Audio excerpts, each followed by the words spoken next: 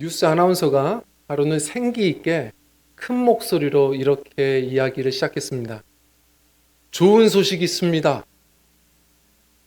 그 소리와 함께 모든 수감자들이 같은 TV 앞에 모이기 시작합니다. 음주운전으로 큰 사고를 내었던 박모 할아버지도, 업무 과실로 중징계를 받았던 공무원 김모 씨도, 편의점 절도로 수감되었던 20대 대학생 청년 이모 씨도 지금 모두가 서로가 사연이 다양하지만 같은 TV 앞에 모입니다. 그들이 지금 뭘 기대하는 걸까요? 성탄절 특사입니다. 사실 성탄절 특사는 우리나라에서 그렇게 흔하진 않습니다. 그렇지만 이때쯤 되면 수감자들은 몹시 고대하고 한 번씩은 꿈꿔보는 시간입니다. 이 성탄절 특사가 언제부터 있었을까? 성경은 그것이 첫 번째 크리스마스부터 일어났다고 얘기합니다. 천사가 온 백성들에게 생기 있게 선포했습니다. 우리 누가복음 2장 10절과 11절 우리 한번 읽어볼까요? 시작. 천사가 이르되 무서워하지 말라. 보라, 내가 온 백성에게 미칠 큰 기쁨의 좋은 소식을 너희에게 전하노라. 오늘 다윗의 동네에 너희를 위하여 구주가 나셨으니 곧 그리스도 주시니라. 아멘. 생기 있게 선포했습니다. 보라, 이두 집중해. 여기 좀 봐봐. 그러면서 천사는 크게 소리를 치기 시작했죠. 온 백성에게 미칠 소식이다.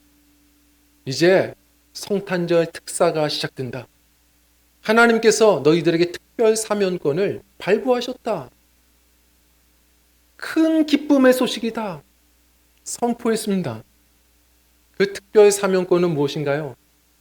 죄와 사망, 저주의 감옥에 갇혀 있는 우리를 구해내신 그 사명권의 이름은 구주 예수 그리스도입니다. 지금은 이제 이렇게 선포하는 사람들이 늘어나죠. 헨리 블랙커비가 대표적으로 이런 말을 했습니다. 이제 문은 열렸다. 우리에게 이제 남은 원수가 있다면 죄가 아니라 이 죄를 회개하지 않고 하나님 앞에 나아가려고 하지 않는 우리의 고집이다. 이미 문은 열렸습니다. 주를 바라보며 주님을 영접하는 자들은 오늘도 이 구원의 큰 기쁨을 얻습니다. 그러나 여전히 많은 사람들이 그 주님을 바라보지 않습니다. 열린 문을 앞두고 나아가질 않습니다. 오늘 본문 말씀을 보면 바로 예수님을 만나 구원의 큰 기쁨을 얻게 된 인생의 성탄절을 맞이한 한 간수 그리고 그 가족을 우리가 좀 보게 됩니다. 오늘 말씀을 보면 사도 바울의 2차 전도 여행이었습니다. 바울은 2차 전도 여행 때 이제 신라와 두 사람이 한 팀이 되어서 이제 출발하게 되죠. 그런데 아시죠? 지난주에 나눈 것처럼 아시아로 가고자 했는데 길이 계속 막혀서 성령께서 환상을 보여줘서 유럽으로 건너가게 됩니다. 빌립보에 가죠. 그 빌립보에서 루디아를 전도하고 한 귀신 들린 여종을 만나요. 점치는 사람입니다. 이 사람을 고쳐줘요. 불쌍히 여겨서 기도하여 능력 있게 고쳐줍니다. 그런데 그 점치는 여인을 고용했던 악독 고용주들이 바울과 실라를 장사 방해했다고 고소를 하게 되죠. 그래서 몰매를 맞고 지하 감옥에 갇힌 상태입니다. 자, 그 순간 지하 감옥에 갇혔는데 간수가 보니까 이상한 겁니다. 분명히 내가 밖에 있고 그들이 안에 있는데 저들이 갇혀 있는 것 같지 않습니다. 감옥 안에서 신나게 찬양합니다. 막 찬양하는데 이 말씀 아시죠? 찬양을 하거든요. 찬양을 하는데 기적이 일어나죠. 미국의 목사님들이 이런 걸 좀 재밌게 표현합니다. 어떤 목사님이 뭐라고 했냐면 바울과 실라가 찬양하다가 신나서 아픈 몸을 이끌고 일어나서 춤을 추기 시작했다.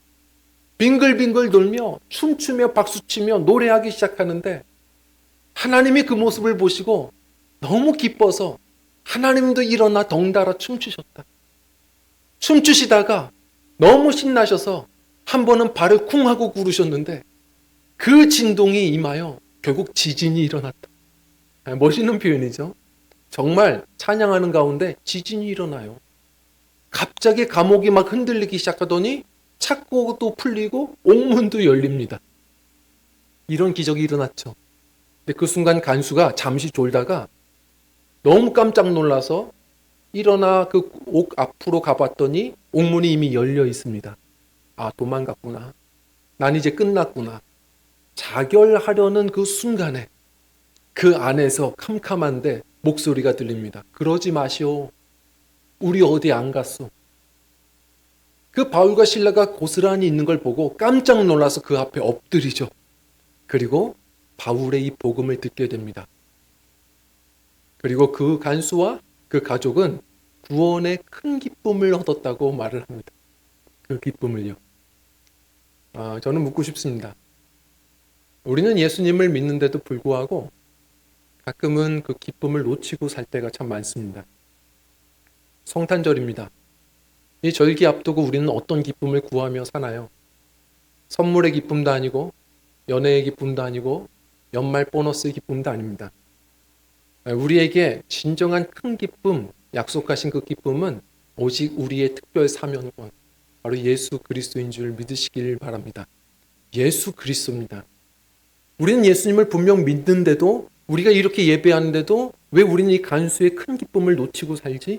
오늘 말씀을 통해 좀 우리가 회복했으면 좋겠습니다. 이 구원의 큰 기쁨, 자, 어떻게 하면 우리가 좀 더 이 큰 기쁨을 맛보며 살까요?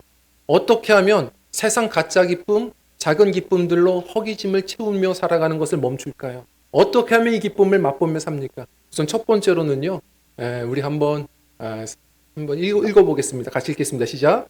질문하십시오. 우리 30절 말씀 같이 읽어볼까요? 시작. 그들을 데리고 나아가 이르되 선생들이여 내가 어떻게 해야 구원을 받으리까? 자, 한번 생각해 보십시오. 지금 자결하려는 순간에 그러지 마시오, 우리 있어.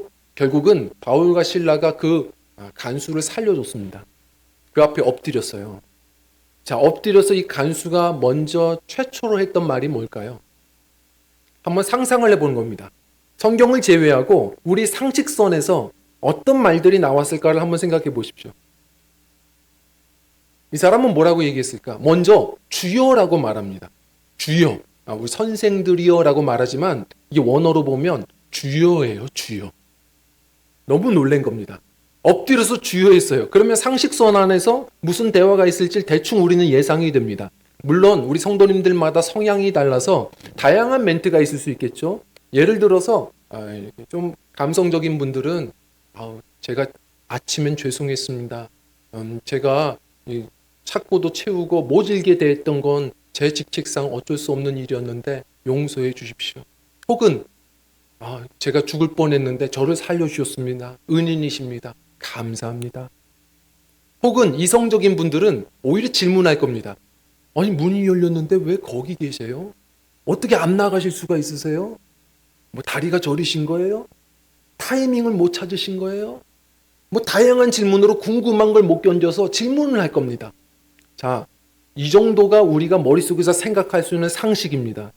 그런데 이 사람은 엎드려서 주여 외치고 이런 말을 하는 겁니다. 상식 외의 얘기를 합니다. 내가 어떻게 해야 구원을 받습니까?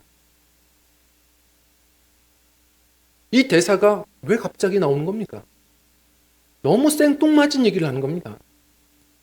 지금 이 상황에서, 이 맥락에서요, 어떻게 해야 제가 상황과 우리 영혼과 이 온전한 구원을 어떻게 제가 누릴 수 있습니까? 왜 이런 질문을 할까요? 성도님들, 우리 안에 어떤 마음이 있느냐, 어떤 우리 문장이 있느냐에 따라서 혼란스럽고 또한 중요한 순간에 나도 모르게 입에서 그 말이 튀어나오는 겁니다. 예를 들어서요, 제가 예전에 한 웹드라마를 보면서 누가 추천해 줘서 보는데 참 귀엽고 재밌었어요. 그래서 지금도 잔상이 계속 남습니다. 이런 거예요.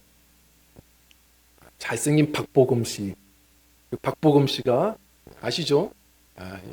코트를 입고 항상 가던 카페로 들어갑니다. 단골 카페로 들어가요. 그러면 이 대학생, 여 알바생이 항상 기다리는 겁니다. 이 사원증으로 평소에 봤거든요. 이름을 박모 씨예요. 그래서 자기 혼자 박코트 씨예요. 오늘도 보고 싶다. 박코트 씨 안 오나? 이라면서 계속 생각해요. 근데 그때 문을 열고 박코트 씨가 정말 또 코트 입고선 들어옵니다. 너무 기분이 좋은 거예요. 그래서 바로 여인이 먼저 얘기했습니다. 카페라떼죠? 어떻게 하셨어요? 먼저 항상 그거 시키시잖아요. 그러면서 커피를 막 만들어요. 커피를 이렇게 만드는데 하면서도 속에서 생각하는 겁니다. 오늘은 박코트 씨가 좀 여기서 먹고 갔으면 좋겠는데, 드시고 갔으면 좋겠는데. 그거 하다가 이제 알바생이니까 얘기해야죠. 가져가실 거예요? 드시고 가실 거예요? 이걸 말해야 되는데 입에서는 뭐가 튀어나왔어요? 드시고 가라. 여기 드시고 가라. 그러니까 박코트 씨가 놀란 거예요. 그래서 놀래서 뭐라고요? 그랬더니 아니에요, 박코트 씨. 박코트요? 아니요. 코트가 너무 이쁘시다고요. 제 코트가요? 왜요? 그랬더니 코트 어디서 사셨어요? 저희 언니 사주게요. 남자 코트를요? 엉망진창이 됐습니다. 성도님들, 우리가 이 안에서 뭐를 생각하고 있느냐에 따라서 순간순간 그것이 우리 삶 속에서 툭툭 튀어나와 놀라게 하죠. 예를 들어서 우리 안에 분노가 많잖아요. 항상 험담이 있고 분노가 있고 하면 늘 친절한 표정 짓다가도 한순간에 깨집니다. 어느 순간 그게 툭 튀어나와요. 이 안에 더러운 생각과 마음들이 막 있으면 그것이 어느 순간 거짓으로 음담패설로 막 나오는 거예요. 우리 안에 질문이 있으면요, 그 질문이 어느 순간 신비로울 때 드러나는 겁니다. 평생 간수일을 했는데 문이 열렸는데 안 나가요? 오히려 모질게 굴었던 나를 살려줘요? 이런 사람들 처음이에요. 놀랬어요. 엎드렸습니다. 엎드려서 이 안에 있던 질문이 튀어나온 겁니다. 어떻게 해야 구원을 얻습니까? 이 사람은 평소에 항상 이 부분을 고민했던 겁니다. 많은 사람들이 고민합니다. 구도자예요. 어떻게 해야 진리를 찾지? 그런 마음이 왜 사람들에게는 없습니까? 이 사람은 그걸 붙들고 살았던 겁니다. 왜 나는 간수인데? 저들은 저 안에 있지? 나는 죄가 없나? 나는 밖에 있는데? 왜 나는 갇혀 있는 것 같지? 왜 삶이 괴롭지? 분명히 나는 자유한 것 같은데 나는 왜 두렵지? 이 세상은 다 감옥 아닐까? 결국 난 죽으면 어디로 가지? 왜 질문이 없겠습니까? 이 사람은 그 질문을 많이 곱씹으며 붙들고 살았던 겁니다. 신비로운 사람들을 봤을 때 툭 튀어나왔습니다. 성도님들, 이게 하나님의 섭리입니다. 하나님은 그렇게 일하십니다. 섭리적 만남이란 건 위대합니다. 한번 다시 복귀해보죠. 바울이 왜 빌립보로 갔습니까? 바울은 몰랐습니다. 2000km나 떨어져 있는 수리아 안디옥에 있었습니다. 그곳에서 2차 전도 여행해야지 출발했습니다. 출발했는데 바울의 목적지는 아시아였습니다. 계속 하나님이 막으셨습니다. 환상을 보고 드로아에서 건너가서 유럽으로 건너갔습니다. 왜 하는지 아직도 모르겠습니다. 거기 갔는데 사람들이 없습니다. 어렵게 루디아 전도하고 귀신 들린 점치는 여종을 불쌍히 여겨가지고 그 귀신 쫓아냈더니 억울하게 매맞고 지금 지하 감옥에 갇혔습니다. 그런데 바울은 찬양합니다. 왜냐하면 하나님의 섭리를 믿으니까요. 섭리라는 말은 섭자가 다스릴 섭자입니다. 이 순간을 내가 잘 모르겠지만 내 인생을 하나님이 다스리신다. 이 선교, 길 하나님이 다스리신다. 믿기 때문에 오늘이 억울하고 괴로운 것 같아도 하나님 선하시다. 찬양할 수 있는 겁니다. 갇히지 않습니다. 결국은 하나님이 이해시키시잖아요. 왔더니 바울의 질문이 풀립니다. 그게 무엇이죠? 바로 이 간수를 만난 겁니다. 위대하죠. 하나님은 누구만의 하나님이 아닙니다. 그 간수가 결국은 예수님을 믿습니다. 그리고 그 가족들이 예수님을 믿죠. 놀랍죠? 그래서 결국은 위대한 유럽의 첫 번째 교회 빌립보 교회가 탄생합니다. 하나님의 역사는 위대합니다. 그리고 그 질문은 바울의 질문만이 아닙니다. 이 간수의 안에 있던 질문을 하나님은 긍휼히 여기신 겁니다. 그 대답을 해줄 수 있는 이는 빌립보에 아무도 없었습니다. 결국은 2000km나 떨어져 있는 바울이 하나님의 응답으로 지금 출발한 겁니다. 하나님은 그러신 분입니다. 성도님들, 우리가 바쁘게 살면서 때로는 질문하는 걸 놓치고 살 때가 참 많습니다. 소크라테스는 그런 말을 예전에 했죠. 질문하지 않으면 지혜를 얻을 수 없고 질문하지 않은 자는 답을 찾을 수가 없다. 저는 예전에 피카소가 했던 말도 참 귀하게 들었습니다. 뭐라고 말했냐면 어린아이는 하루에 100개씩 질문한다. 어른이 되어가면서 아는 척하느라 질문이 사라지고 동시에 창의성이 떨어진다. 우리 주일학교 애들 보십시오. 매번 질문합니다. 목사님, 이건 왜 이래요? 저건 왜 저래요? 목사님, 얼굴은 왜 길어요? 막 여러 질문을 다 합니다. 생뚱맞은 질문을 이것저것 막 합니다. 그럼에도 불구하고 그 해맑음에 대답하게 되거든요. 제가 대답하고 있어요. 하나님은 안 그러시겠습니까? 살아가면서 신앙생활이 그렇습니다. 한 10년, 20년 하다 보면 질문을 하질 않습니다. 하나님의 말씀 앞에서도 질문이 사라집니다. 괜히 창피하니까. 그리고 다 경험했다고 생각해서. 질문이 사라집니다. 누구에게 질문할 것 아닙니다. 간수는 어디다가 이 질문을 해야 되는지도 모르는데도 불구하고 품었더니 하나님이 사랑을 베푸십니다.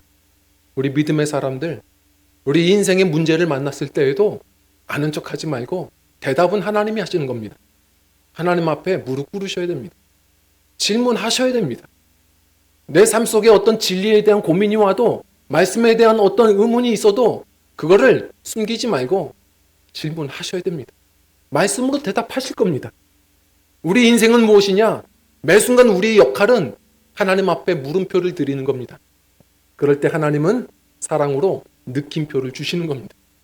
우리의 삶 속에 많은 질문을 하나님께 드려서 귀도 쉬는 죄를 범하지 않으셔서 하나님께서 우리 인생 가운데 많이 대답해 주시기를, 세월이 갈수록 하나님 아는 지식이 풍성해지시기를, 그 구원의 기쁨이 쉬지 않고 갈수록 커져 가시기를 주의 이름으로 축원드립니다.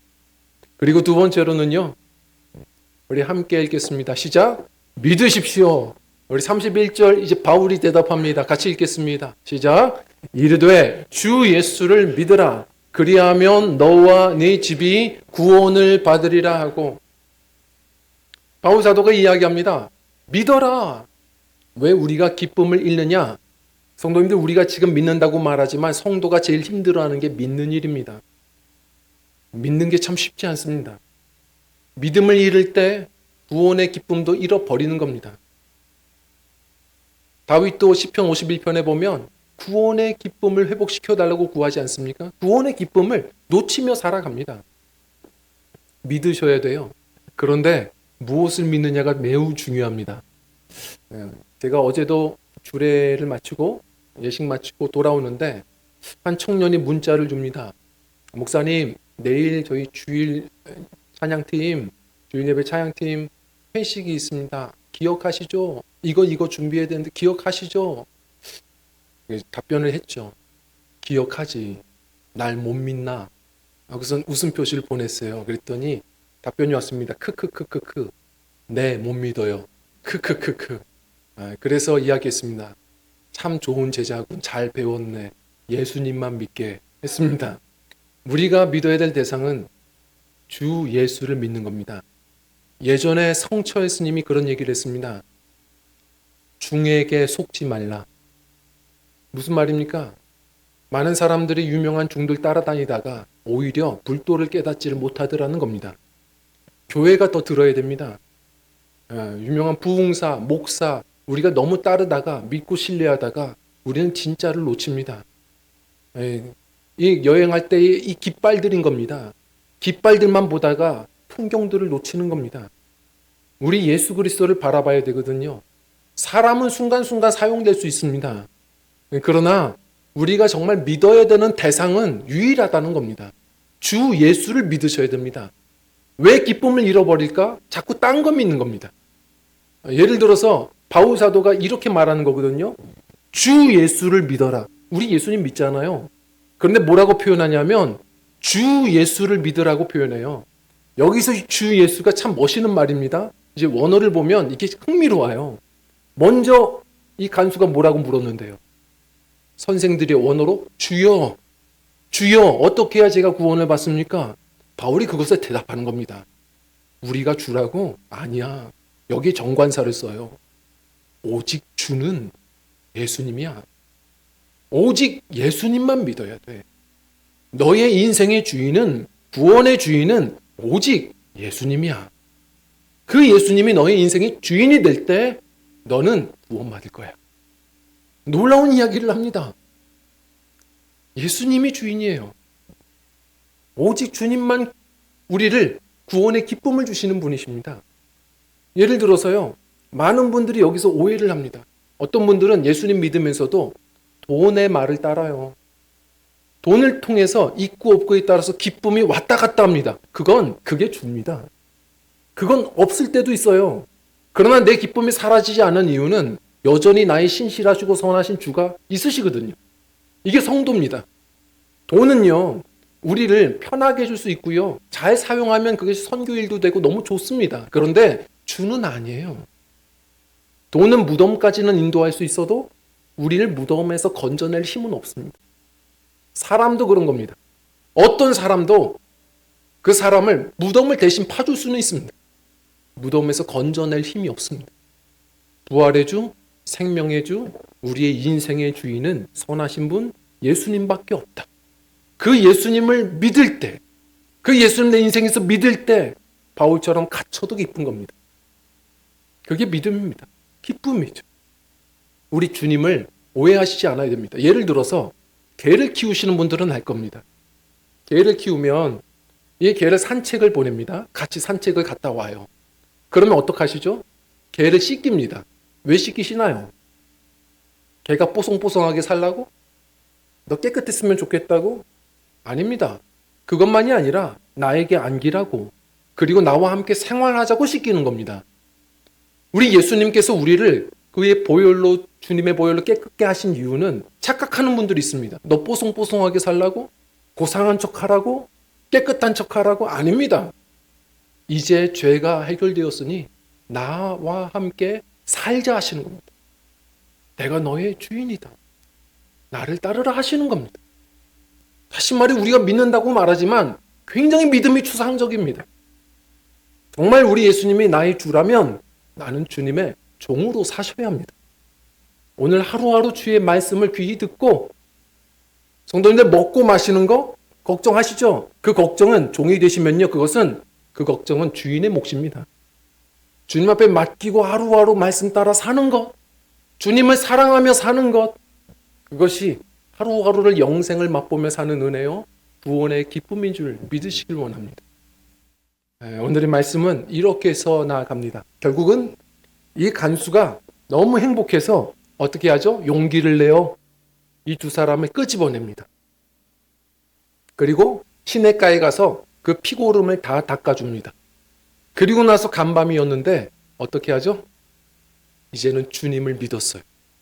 주님의 말씀대로 주 예수를 믿어라, 너와 네 집이 구원을 얻을 거다. 곧바로 집으로 갑니다.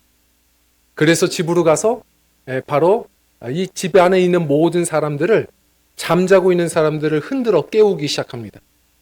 깨우고 바울 사도를 통해서 말씀을 들려주게 합니다. 주님의 종으로 사는 겁니다. 그랬더니 오늘 말씀은 큰 기쁨을 온 가족들이 얻었다라고 말합니다. 제가 말씀을 이 영화 이야기로 마치려고 합니다. 언젠가 이 영화 이야기를 보는데 감동이 되었습니다. 이게 실화거든요. 나중에 한번 보십시오. 레터스 투 갓이라고 하는 이 영화인데, 이 영화의 주인공 타일러라는 아이가 8살입니다. 암투병을 해요. 너무 일찍부터 합니다. 괴롭죠. 모든 친구들은 학교 가는데 자기는 갈 수도 없습니다. 심심하고 괴롭고 힘들어요. 근데 그 순간에 이 아이는 주님을 너무 사랑합니다. 그래서 뭘 하냐면, 내가 할 수 있는 일, 하루에 편지 한 장씩 하나님께 씁니다. 하나님께 편지를 상세하게 써요. 그러면서 행복해합니다. 주님은 항상 받아주시고 또 주님께서 나와 교제하시고 너무 행복해요. 근데 중요한 건 이게 어떻게 가느냐, 이 편지를 매번 이 우체통에 그냥 넣는 게 하루의 일과였는데, 그때 가정이 깨어지고 알코올 중독으로 헤매던 한 우체부가 있습니다. 이 우체부가 정말 하루하루를 연명하다가 이 지역의 우체부가 잠시 자리가 비었다 해서 잠시 일을 억지로 하고 있는데 어디다 전해줘야 될지 모르는 편지를 만난 겁니다. 하나님께. 너무 신기해서 하루하루 그걸 읽었어요. 읽다가 감동을 얻은 겁니다. 은혜를 받고 나보다 어린 아이지만 이 아이가 인생을 더 바르게 사는구나. 그리고 나보다 훨씬 아프고 괴로운 친구인데 어떻게 이렇게 기뻐할 수 있을까? 그러면서 신앙을 회복하는 이야기거든요. 그래서 이분이 이 아이 때문에 회복하고 어떻게 하느냐? 하나님께 드린 이 편지, 이것은 또한 하나님의 응답일 수 있겠다 해서 이걸 동네 사람들에게 계속해서 전달해 줍니다. 온 동네가 기쁨으로 가득해집니다. 우리는 많은 일을 하려고 합니다. 성도님도 우리가 해야 될 일은 예수님을 주로 여기고 하루하루 주님을 사랑하고 따라가다 보면 복음은 기쁜 소식이라고 합니다. 다른 것 아닙니다. 우리 자신이 누군가에게 또 복음의 편지가 되는 줄 믿습니다. 우리 주님의 은혜로 그렇게 살아내는, 내가 기쁘고 내 주변까지 기쁘게 하는 우리 주님의 복음의 편지들로 살아가시는 믿음들이 되셨으면 좋겠습니다. 오늘의 말씀처럼 어린아이의 심정이었으면 좋겠습니다.